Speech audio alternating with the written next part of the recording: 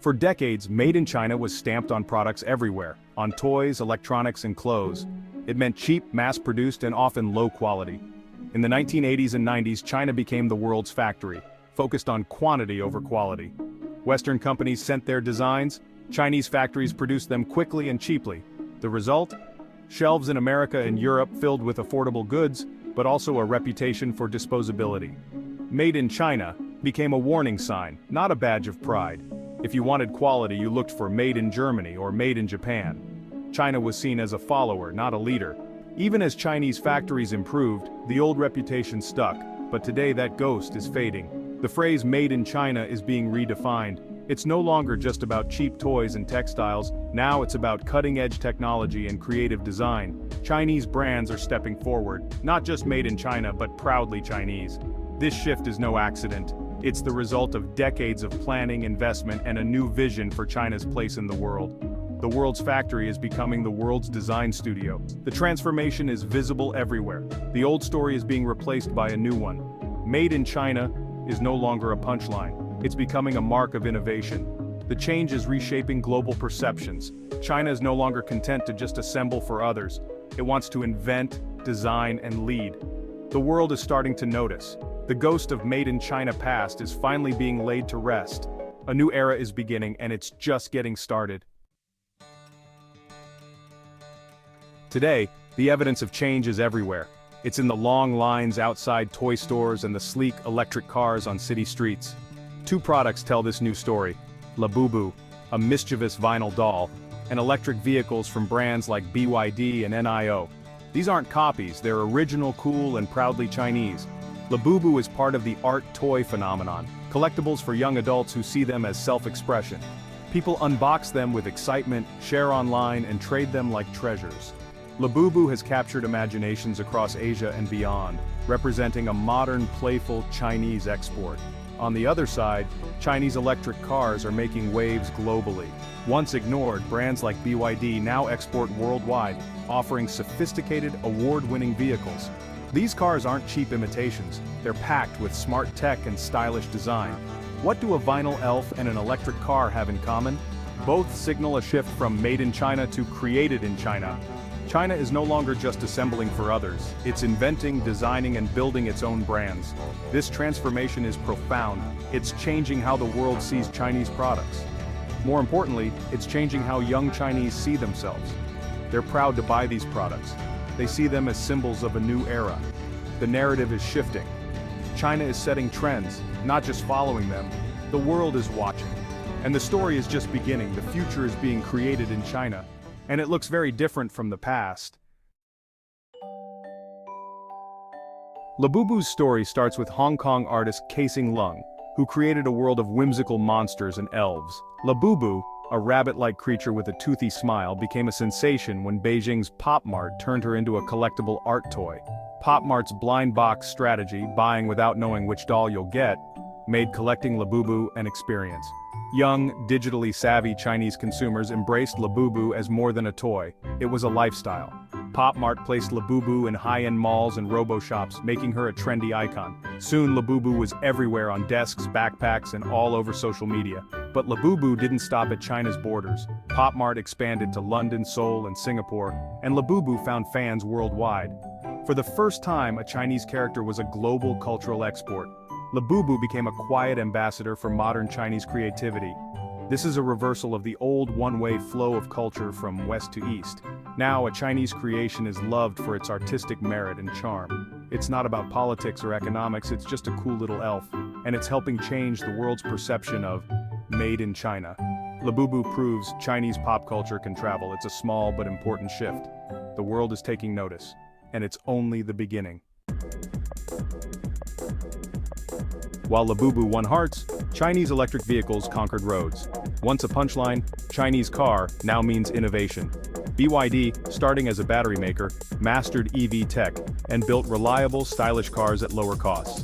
BYD's models, like the Seal and Dolphin, offer luxury features at affordable prices. In 2023, BYD overtook Tesla as the world's top EV seller. NIO, targeting the premium market, introduced battery swapping stations, solving range anxiety in minutes. NIO also built a lifestyle brand with exclusive clubhouses for owners. Chinese EVs are now common in Europe, Australia, and Southeast Asia, winning praise for quality and value. Their rise is forcing old automakers to adapt. This isn't just business, it's national pride and strategic importance. China is leading in a critical industry of the future. These cars are mobile ads for a new kind of Chinese engineering, innovative, high quality, and global. The world is watching and following. The electric dragons are roaring ahead. China's transformation didn't happen overnight. It was driven by massive investment in research and development. The government and private sector poured billions into science, tech, and design. The goal: move up the value chain and create world-class talent. Tech hubs like Shenzhen became innovation centers, rivaling Silicon Valley. Policies and subsidies targeted strategic sectors like EVs and renewables. Meanwhile, a new, confident middle class demanded better homegrown brands. Domestic competition forced companies to innovate or die.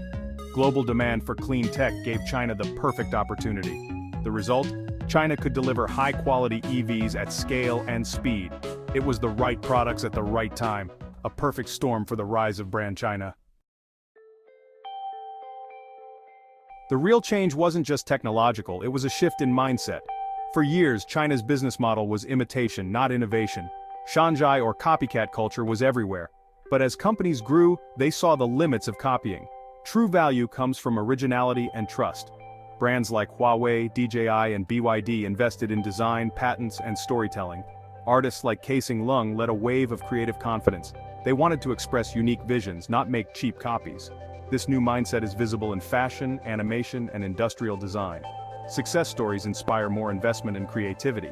Young talent now dreams of being creators, not just factory managers. The shift from manufacturing to creativity is rebranding Made in China. It's the human element behind the transformation. China now believes it can and should lead, and that belief is changing everything. Cool Chinese brands are more than commercial success. They're cultural diplomacy. For years, China's image was shaped by politics and anonymous products. Now, Labubu dolls and BYD cars act as cultural ambassadors. When someone drives a BYD or collects Labubu, they connect with modern Chinese culture. These interactions are personal, not filtered by headlines. This soft power is especially effective with global youth, who care about design and values, not just origin. Social media spreads these trends worldwide. Chinese brands that tap into global youth culture can build lasting appeal. Building a global brand takes time and cultural understanding. What works in Shanghai may not work in Paris, but Labubu and BYD show it's possible. Made in China is becoming a mark of style and innovation.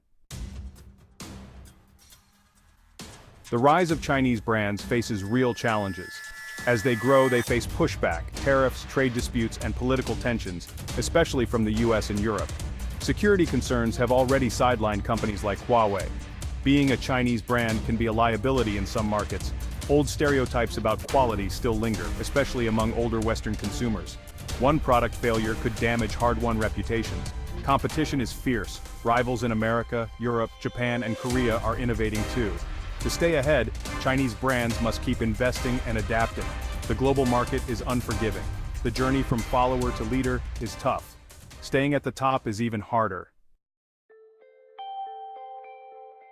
What's next for brand China? The momentum is strong. A huge domestic market, R&D investment, and creative talent drive growth. More companies like BYD and cultural icons like Labubu will emerge. But success requires more than low prices. Chinese brands must build loyalty through quality, design, and service. They'll need to tell their stories better and navigate global politics. The world must also be ready for this shift. China's rise challenges a century of Western dominance. The best outcome? Healthy competition and more innovation for everyone. The worst? Growing division and mistrust. The story of Made in China is still being written. The old chapter is closing. A new one is beginning. The next decade will decide if Made in China truly becomes a global mark of cool.